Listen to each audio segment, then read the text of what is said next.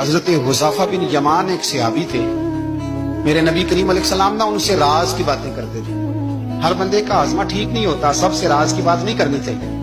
हजरत हुज़ैफा बिन यमान कहते हैं हुजूर राज की बातें बताते। मदीना मुनव्वरा में जो मुनाफिकीन थे उनकी लिस्ट भी नबी पाक ने हजरत हुज़ैफा बिन यमान को दी थी। जब कोई मशकूक आदमी मर जाता ना तो सहाबा कहते हैं हम देखते अगर हजरत हुज़ैफा ने जनाजा पढ़ा है तो हम भी जनाजा पढ़ लेते। नबी पाक ने भी कुछ जनाजे नहीं पढ़े, तिरमिजी में है, फरमाया उस्मान से जो बुग़्ज़ रखे उसका जनाजा नहीं पढ़ेंगे। हजरत हुज़ैफा बिन यमान अगर जनाजा पढ़ते तो लोग पढ़ते, वो ना पढ़ते तो लोग जनाजा ना पढ़ते। हजरत हुज़ैफा बिन यमान कहते हैं जनाब उमर फारूक की खिलाफत के आखिरी अय्याम थे, कुछ दिनों के बाद वो शहीद हो गए। फरमाते आधी रात का वक्त था, मैं घर में सोया था बड़ा बेफिक्र, अचानक मेरे दरवाजे पे दस्तक हुई, मैं घबरा के उठा, इतनी रात को कौन आया?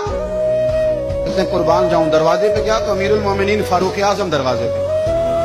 मैंने कहा उमर कोई हुक्म था तो मुझे बुला लेते। कहने लगे मैं ना अमीर बन के नहीं आया, तेरा वीर बन के आया। अमीरुल मोमिनीन की हैसियत से सरकारी काम से बुलाता तो वहां बुलाता, मुझे एक जाती काम पड़ गया।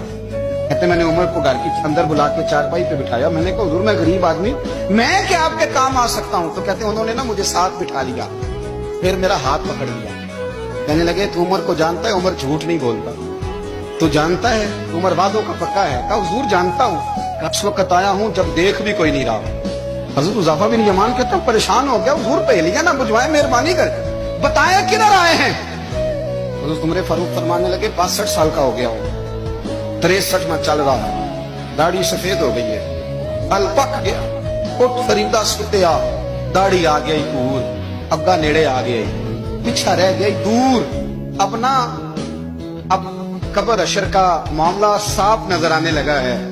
कहा हुजूर मुझसे क्या चाहते हैं?